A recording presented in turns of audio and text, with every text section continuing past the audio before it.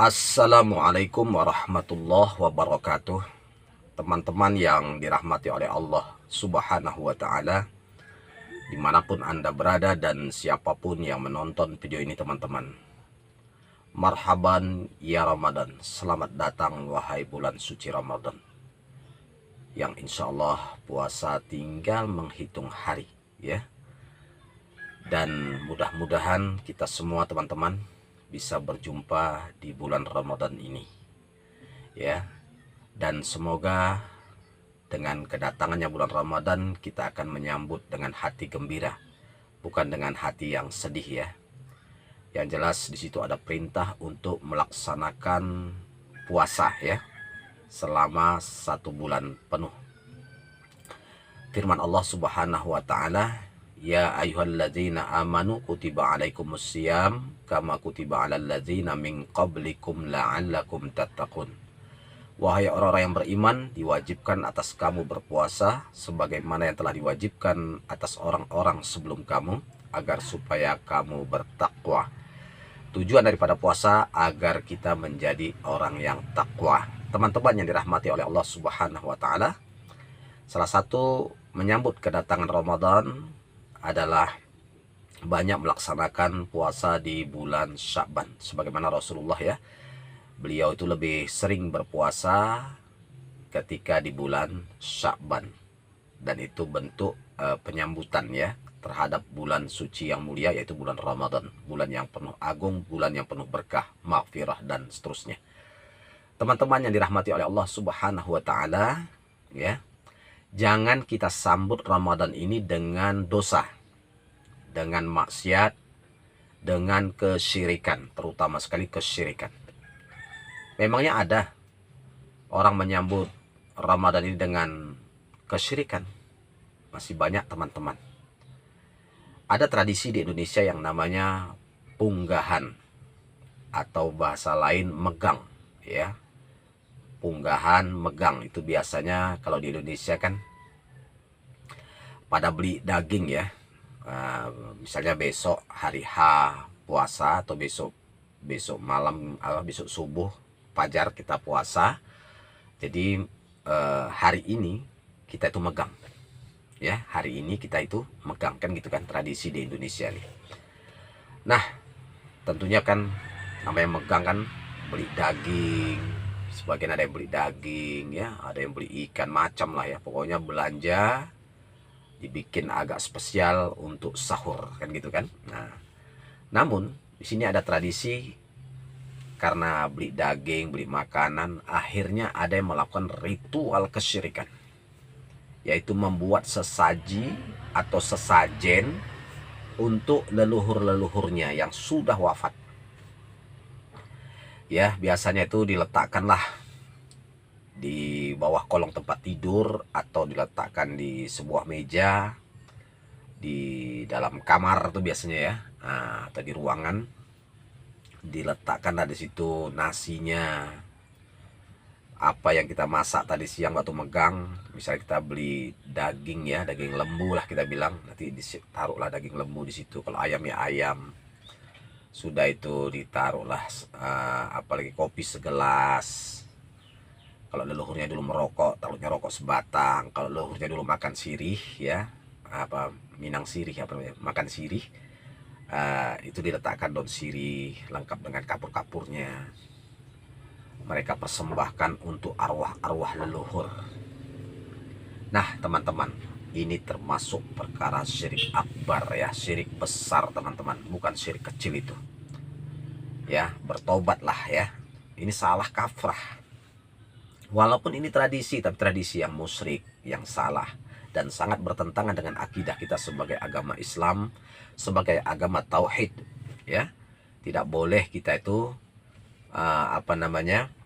melakukan dosa atau kesyirikan, apalagi menyambut kedatangan Ramadan, nauzubillah, ya. Padahal Ramadan itu bulan yang suci, bulan yang rahmat, dan kita itu supaya bertakwa, beribadah. Jadi kalau kita melakukan perbuatan syirik, bukan beribadah, bukan takwa namanya itu syirik, dosa besar, menzalimi Allah Subhanahu wa Ta'ala, ya. Nah, biasanya itu sering menyambut puasa, di malam hari hanya mereka menyediakan sesaji untuk leluhur. Ya, walaupun tidak semua ya, tapi sebagian ada yang melakukan ini, teman-teman. Nah, setelah itu kan puasa Ramadan, rajin dia puasa 1 bulan penuh tarawih dia.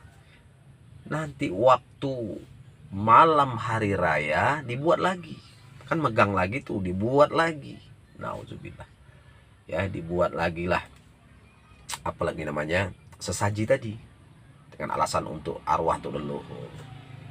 Yang jelas teman-teman, sekali lagi ya, di dalam Islam itu tidak ada arwah itu bisa gentayangan, bisa pulang ke rumah, bisa makan, bisa minum. Mereka sudah pindah alam. Tidak ada ya, itu semua mustahil, teman-teman. Oleh karena itu, ya, teman-teman yang dirahmati oleh Allah Subhanahu wa taala, bertobat. Kalau Anda mau puasanya sukses, supaya menjadi orang yang takwa, supaya menjadi orang soleh, jangan menyambut Ramadan dengan kesyirikan, menyambut hari raya Idul Fitri dengan kesyirikan.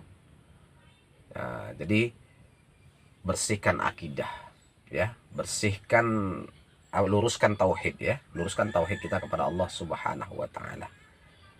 Nah, ujung-ujungnya karena Anda melakukan perbuatan ini, ujungnya setan datang. Tanpa disadari, ya, tanpa disadari setan tuh datang. Karena setan tahu, rupanya manusia percaya kalau ada orang mati itu bisa kembali ke rumahnya. Rupanya orang ini percaya, kata setan, kalau orang yang sudah mati itu bisa makan minum lagi. Pada orang sudah mati tidak ada makan minum lagi. Ya, sudah meninggalkan dunia dia, bukan di dunia ini. Ya, jadi ini satu kebodohan bagi kita yang memahami seperti ini. Ya, ujungnya setan jadi momen, kalau gitu aku masuk di keluarganya. Ya, nanti suatu waktu lupa bikin sajet, ada yang kesurupan. Ada yang kesurupan, ya. Baru ngaku-ngakunya aku mbahmu, aku datumu, kalian lupa sama aku, kalian makan enak, kalian megang makan enak, kalian nggak bagi-bagi sama aku. Nauzubillah, itu setan, teman-teman. Saya berapa kali meruqyah pasien yang kesurupan yang ngaku mbah, ngaku ini, saya tekan jinnya.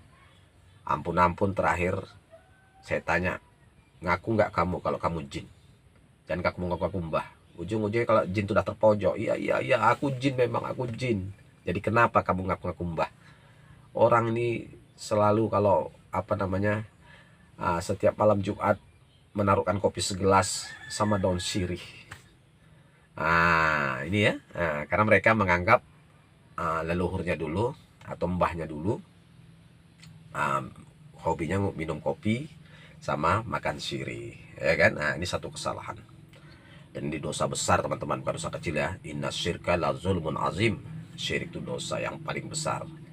Jadi sambutlah Ramadan ini dengan hati yang gembira, ya, sambutlah dengan amal-amal soleh.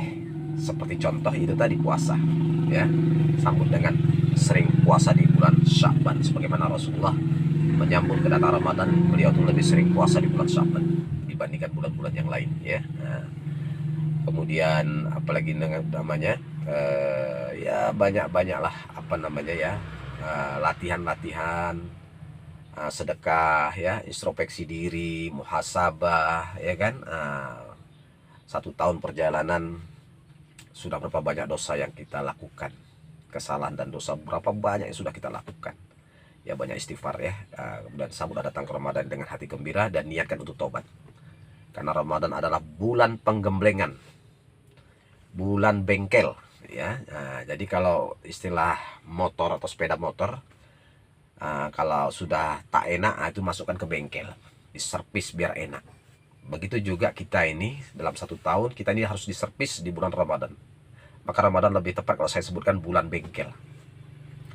Bengkel manusia supaya berakhlak, bengkel manusia supaya beriman kepada Allah, supaya bertauhid kepada Allah, ya, supaya hilang dosa-dosanya, dibakar, ya, hilang dosa-dosanya. Dengan melaksanakan puasa, ya, sedekah, sholat tarawih, ya kan, atau sholat witir, seperti itu.